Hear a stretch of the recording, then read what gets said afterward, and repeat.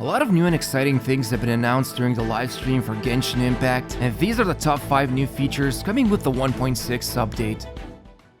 It's about time we got ourselves a cute little boat to travel the seas, and while this isn't going to be the Inazuma Islands we were expecting to see, this new continent is surely going to give us the long-needed exploration we were missing out since the Dragonspine update. And it looks like this new area is going to be pretty huge with several different islands and their own secrets we get to explore, something that you would already expect from Genshin. But what's even cooler is the major event that's going to be happening inside this new place, and it appears to be the ship is going to play a big part in this new event and exploration, and it seems the ship itself is going to be armed with some weapons you can use to fight your naval battles against some poor, unsuspecting hilichurls, but you will also get rewarded with various event items, like a new free catalyst, and what it looks like some sort of new furnishing for your Serenity pot. But besides role-playing as a captain of your ship, we'll also be getting a new gadget, and it will be used for plenty of puzzles inside the islands, from activating minigames to participating in the main event. And while we haven't seen any new enemy types roaming the islands, it does seem to be we're going to be getting a new samurai boss that appears to be using anemo attacks to slice his enemies into pieces. Of course, if he's like every other boss out there, then most likely he's the one who's going to be getting the beating for those ascension materials. And who knows, maybe we weren't shown all the enemies yet, and more will be revealed once the update goes live.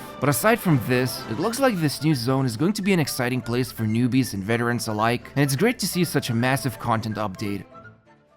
If there's one thing you can expect from each update, then it would be a new supply of limited events, and this time around, we're going to be getting some crazy ones, like the solo dodgeball minigame, where you will play against a fortress that shoots out balls that you need to knock them away against it. But for more traditional ones, there's going to be an event where you test your team building capabilities against some of the bosses, similar to the one we saw back when Hypostatic Symphony was around, and the big question here would be which one is going to be causing more suffering, the old one or the new one. And if you thought your handball wasn't getting enough attention, there's going to be an event that's a mixture of combat and hand-eye coordination. So it's no surprise to see so many new events are coming with the newest update, but this next feature is going to be something a lot of us wanted to see come true.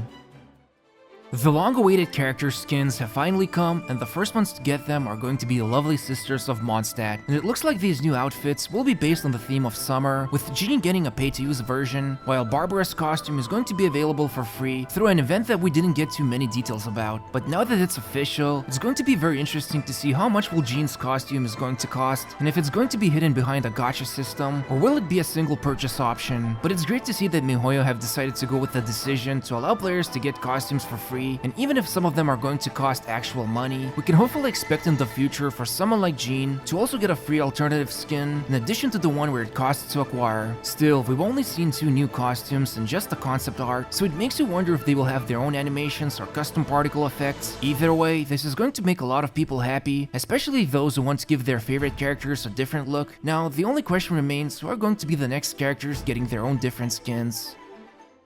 After waiting around for so long, we're finally getting a new 5-star character whose name is Kazuha, and he's going to be the latest addition to Anemo Element. And just as many have had suspicions before the announcement, Klee is going to be making a return with the rerun banner, and it's definitely exciting to see her after such a long hiatus. It seems like just yesterday her explosive personality grabbed our attention. But going back to our samurai boy, from the previews we saw during the livestream, he appears to be a mixture between Venti and Jean, since his elemental skill launches him upwards and gathers the enemies nearby to him, where he can follow up with a plunge attack afterwards that gets converted into a special anemo skill that leaves a vortex behind and continues pulling in the enemies. Now what's cool about this is that you basically gain a miniature vortex you can use against your close combat foes, but this also means because of the utility and the nature of the skill's purpose, there's a strong chance that this character is going to be more specialized in supporting the team. But what's probably the most amazing thing about him is that extremely smooth burst animation he gets to unleash, and it looks like it's going to be one of those bursts that leaves behind a field which will damage anyone who's inside of it. So obviously, the plan is pretty simple. Go in with the burst and then use the elemental skill to gather up anyone who's not inside the field, depending how big is the pulling range, so that you can build up the next burst with newly gained energy. But of course, we will learn about everything he has to offer once more details drop and he becomes available. Now as for Klee's rerun banner, it's definitely interesting to see her make a comeback, and she's probably going to be the main focus of the new major event, since we're already getting a ball gadget and other activities that ties everything together to mark the celebration confirmation of her return. And for those wondering what will be the order of the banners, well, the actual dates were not announced. We did learn that Klee's banner is going to be the first one before Kazuha, so you'll have some time to gather up more Primo gems if you're interested in this cool Ronin. And even better, we'll also be getting his own personal story quest, so this hopefully is going to shed some light on the new upcoming major zone in the game. Basically, these new upcoming banners are going to be a big part of 1.6 update, since a lot of it has to do with the new zone and event that are being introduced, which is nice to see MiHoYo making the integration between new content and characters more natural, just like the last time we saw with Xiao's Lantern event. Let's just hope we get enough Primo gems from events to try our luck with these 1.6 characters.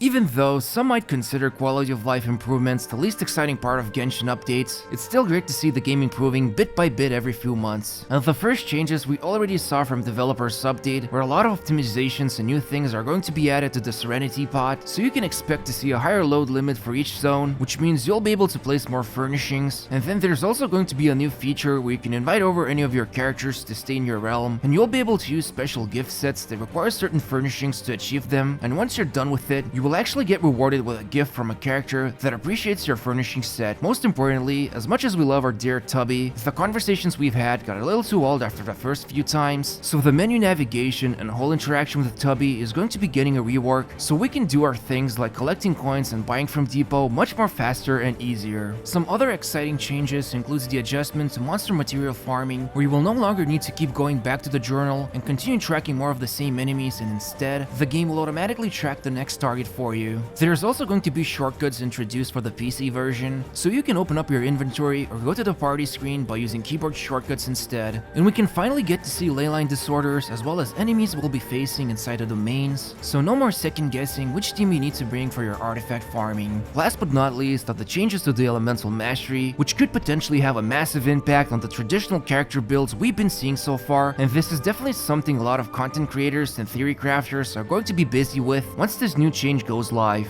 But to quickly summarize, the biggest feature is going to be an entirely new zone that you will be able to navigate with your own ship, and it will be used to fight sea battles as well as participate in some events, while at the same time, you'll also get a new gadget which is going to be a handball that can be used for exploration and event activities. In addition to all of this, a new samurai boss will be available inside the new zone, and there's going to be plenty of new events, some of which involves the new gadget, and some that are similar to the past ones we've seen, but you can expect to get awesome rewards like a free catalyst weapon, prototype materials, and even new furnishings. But the next amazing thing are going to be the summer outfits Jean and Barbara will be getting, which means MiHoYo is finally starting to roll out new skins for characters, and while Jean's outfit will cost real money to acquire, Barbara's costume is going to be available for free as a reward for completing a special event. Finally, the character banners we'll be getting with this new update includes Kazuha, a new 5-star animal character that hails from the Inazuma region, while the other one is going to be Klee's rerun banner, and it looks like her banner is going to be the first one in the update, so you'll have some time to prepare for this newly upcoming samurai character.